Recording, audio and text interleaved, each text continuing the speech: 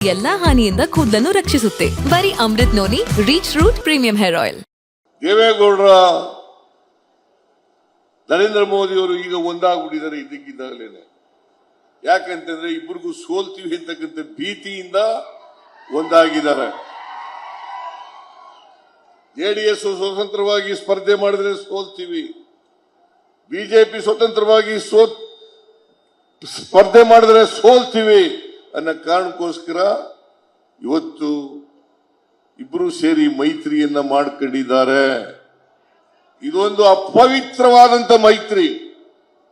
ದೇವೇಗೌಡರು ಕಳೆದ ಲೋಕಸಭಾ ಚುನಾವಣಾ ಸಂದರ್ಭದಲ್ಲಿ ಹೇಳಿದ್ರು ಏನಂತ ಅಂದ್ರೆ,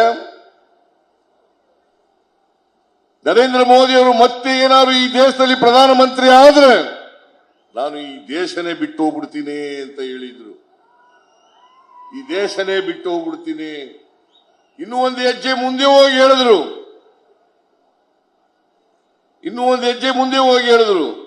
ಏನಾದರೂ ಮುಂದಿನ ಜನ್ಮದಲ್ಲಿ ಹುಟ್ಟದಾದ್ರೆ ನಾನು ಮುಸಲ್ಮಾನಾಗಿ ಹುಟ್ಟುತ್ತೇನೆ ಅಂತಕ್ಕಂಥ ಮಾತನ್ನ ಹೇಳಿದ್ರು.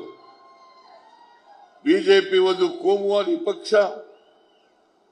ಆ ಪಕ್ಷವನ್ನು ವಾಚಾಮಗೋಚರವಾಗಿ ದೇವೇಗೌಡರು ಬೈದಿದ್ರು. ಮೊನ್ನೆ ಚಿಕ್ಕಬಳ್ಳಾಪುರದಲ್ಲಿ ನರೇಂದ್ರ ಮೋದಿಯವರು ಮತ್ತು ದೇವೇಗೌಡರು ಒಟ್ಟಿಗೆ ಸಭೆ ನಡೆಸಿದರು. ದೇವೇಗೌಡರು ಹೇಳಿದ್ರು, ಮನಮೋಹನ್ ಸಿಂಗ್ ರವರು ಕೊಟ್ಟಿದ್ದಂತ ಖಾಲಿ ಚೊಂಬು, ಮನಮೋಹನ್ ಸಿಂಗ್ ರವರು ನರೇಂದ್ರ ಮೋದಿ ಅವರಿಗೆ ಬಿಟ್ಟೋಗಿದ್ದದ್ದು ಖಾಲಿ ಚೊಂಬು.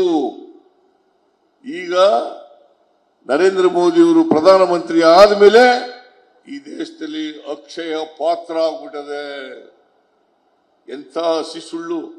ನರೇಂದ್ರ ಮೋದಿಯವರು ದೇವೇಗೌಡರು ಏನು ಪೈಪೋಟಿ ಬಿದ್ದವರು, ಒಬ್ಬರಿಗಿಂತ ಜಾಸ್ತಿ ಒಬ್ಬರು ಸುಳ್ಳನ್ನ ಹೇಳಲಿಕ್ಕೆ ಪ್ರಾರಂಭ ಮಾಡಿದ್ರು. ಅದರಿಂದ ಇವತ್ತು ನರೇಂದ್ರ ಮೋದಿಯವರು ಬರೀ ಸುಳ್ಳುಗಳನ್ನ ಈ ದೇಶದಲ್ಲಿ ಹೇಳ್ಕೊಂಡು ಕರ್ನಾಟಕದ ಜನರನ್ನ ದಾರಿ ತಪ್ಪಿಸ್ತಕ್ಕಂಥ, ಈ ದೇಶದ ಜನರನ್ನ ದಾರಿ ತಪ್ಪಿಸ್ತಕ್ಕಂಥ ಪ್ರಯತ್ನವನ್ನ ಮಾಡಿದ್ದಾರೆ. ಇವತ್ತು ನಾವು ನನ್ನ ಜೀವನದಲ್ಲಿ ನಾನು ಮಾತ್ರವಲ್ಲ, ನನ್ನ ಕೂದಲು ಕೂಡ ಆಗಿರ್ಬೇಕು ಸ್ಟ್ರಾಂಗ್ ಅಂಡ್ ಸ್ಟೈಲಿಶ್. ಬರೀ Amrut noni reach root premium hair oil ನೊಂದಿಗೆ. Reach root premium hair oil. ಬೆಲೆ ಏರಿಕೆಯಿಂದ ಜನರು ತತ್ತರಿಸಿದ್ದಾರೆ ಅನ್ನೋ ಕಾರಣಕ್ಕೋಸ್ಕರ ನಿರುದ್ಯೋಗದ ಸಮಸ್ಯೆಯನ್ನ ಕೇಂದ್ರ ಸರ್ಕಾರದಿಂದ ಬಗೆಹರಿಸಲಿಕ್ಕೆ ಸಾಧ್ಯ ಆಗಲಿಲ್ಲ. ಹಾಗಾಗಿ ನಾವು ಕಳೆದ ಚುನಾವಣೆಯಲ್ಲಿ 5 ಗ್ಯಾರಂಟಿಗಳನ್ನು ಘೋಷಣೆ ಮಾಡಿದ್ದು.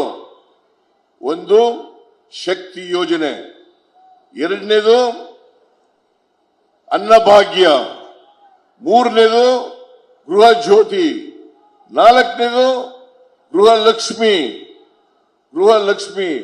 ಐದನೇದು ಯುವ ನಿಧಿ.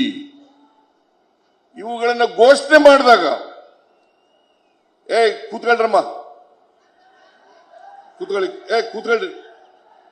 ಕೂತ್ಕೊಳ್ರಿ.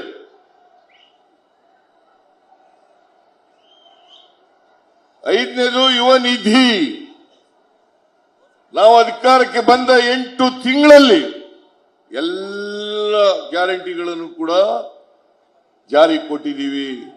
ನರೇಂದ್ರ ಮೋದಿ ಅವರು ಹೇಳಿದ್ರು, ಈ ಗ್ಯಾರಂಟಿಗಳನ್ನ ಕಾಂಗ್ರೆಸ್ ಪಕ್ಷ, ಕಾಂಗ್ರೆಸ್ ಸರ್ಕಾರ ಜಾರಿ ಮಾಡಲಿಕ್ಕೆ ಸಾಧ್ಯ ಇಲ್ಲ.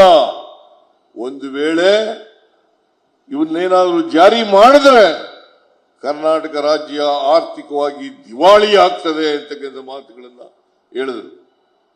ಇವತ್ತು ನಾವು 5 ಯೋಜನೆಗಳನ್ನು ಜಾರಿ ಮಾಡಿದ್ದೀವಿ.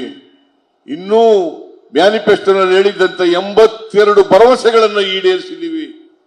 ಆದರೆ ಕರ್ನಾಟಕ ಆರ್ಥಿಕವಾಗಿ ದಿವಾಳಿ ಆಗಲಿಲ್ಲ. 36,000 ಕೋಟಿ ರೂಪಾಯಿಗಳನ್ನು ಖರ್ಚು ಮಾಡಿದ್ದೀವಿ. ಅನುಕ್ಷಣದ ಸುದ್ದಿಗಳಿಗಾಗಿ ವಿಸ್ತಾರ ನ್ಯೂಸ್ ಯೂಟ್ಯೂಬ್ ಚಾನೆಲ್ ಸಬ್ಸ್ಕ್ರೈಬ್ ಮಾಡಿ. ಹೊಸ ಸುದ್ದಿಗಳ ನೋಟಿಫಿಕೇಶನ್ಗಾಗಿ ಬೆಲ್ ಐಕಾನ್ ಕ್ಲಿಕ್ ಮಾಡಿ. ಲೇಟೆಸ್ಟ್ ಅಪ್ಡೇಟ್ಸ್ಗಾಗಿ www.vistaranews.com ವೆಬ್ಸೈಟ್ಗೆ ವಿಸಿಟ್ ಮಾಡಿ. ಅಂಗೈಯಲ್ಲೇ ಜಗತ್ತಿನ ಸುದ್ದಿ ತಿಳಿಯಲು ವಿಸ್ತಾರ ನ್ಯೂಸ್ ಕನ್ನಡ ಆಪ್ ಡೌನ್ಲೋಡ್ ಮಾಡಿ.